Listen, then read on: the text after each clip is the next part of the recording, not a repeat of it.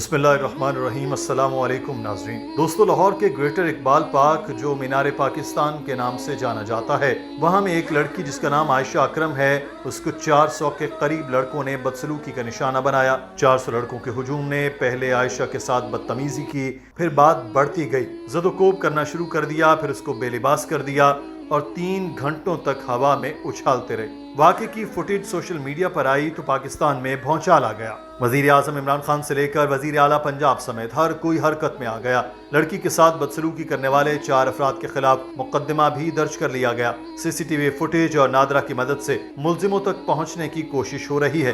آج نہیں تو کل یہ ملزم پکڑے جائیں گے۔ دوستو، واقعے کو لے کر ہمیشہ کی طرح مختلف طرح کی باتیں سامنے آ رہی ہیں۔ بعض حلقوں کی جانب سے ایک اعتراض کیا جا رہا ہے کہ لڑکی لڑکوں کے ہجوم میں اکیلی کیوں گئی تھی، اور اگر وہ کسی مجبوری کے تحت چلی بھی گئی تو اسے باپردہ جانا چاہیے تھا۔ دوستو، چونکہ عائشہ کا واقعہ دنیا بھر میں زیر بحث بنا ہوا ہے، اسی تناظر میں ڈاکٹر ذاکر نائک صاحب سے ایک اجتماع کے دوران ایک لڑکی نے سوال پوچھا۔ لڑکی نے سوال کیا کہ کیا کوئی عورت مردوں کے اجتماع میں جا سکتی ہے یا وہاں پر کوئی خطاب وغیرہ کر سکتی ہے؟ My question is it permissible for a Muslim lady to make public talks for dawah if she wears hijab? If no, what are the other options? Friends, doctor Zakir Naik صاحب کا سوال جاننے سے پہلے ہمارا چینل دین دنیا سبسکرائب کر لیں اور بیل آئیکن کو بھی پریس کر لیں۔ دوستو، ڈاکٹر ذاکر نائک نے سوال کا جواب اپنی بیوی کی ایک مثال دیتے ہوئے کیا۔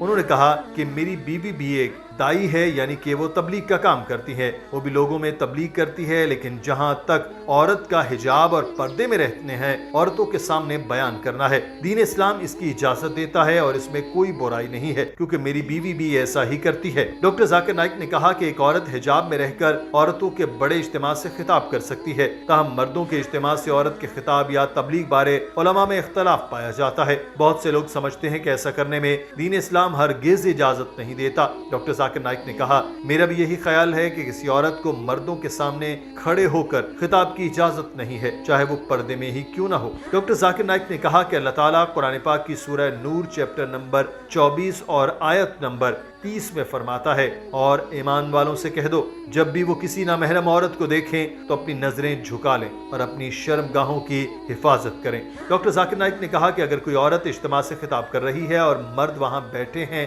تو انہیں چاہیے کہ اپنی نظریں جھکا کر رکھیں۔ ڈاکٹر ذاکر نائک نے کہا کہ ایسے بہت سے لوگ ہو سکتے ہیں جو کہتے ہیں کہ ہم عورتوں کو بری نظر سے نہیں دیکھتے کیونکہ وہ دعوت کر رہے ہیں، تاہم کچھ لوگ ایسے بھی ہوں گے جو دیکھ رہے ہوں گے مگر کہیں گے کہ ہم بری نظر سے نہیں دیکھ رہے۔ ڈاکٹر ذاکر نائک نے کہا کہ یہ ناممکن ہے۔ انہوں نے کہا کہ سائنس کے لحاظ سے ثابت ہو چکا ہے کہ نامحرم عورت پر نظر پڑنے کے بعد مرد کے اندر جنسی جذبات بھڑکنے لگتے ہیں۔ اس لیے اگر کوئی مرد یہ کہتا ہے کہ وہ کسی عورت کو دیکھتا ہے اور اسے کچھ نہیں ہوتا، ایسے مرد کو چاہیے کہ وہ کسی اچھے ماہر نفسیات سے اپنا علاج کروائے۔ If someone tells me I look at a woman and nothing happens to him, then he requires a psychiatrist.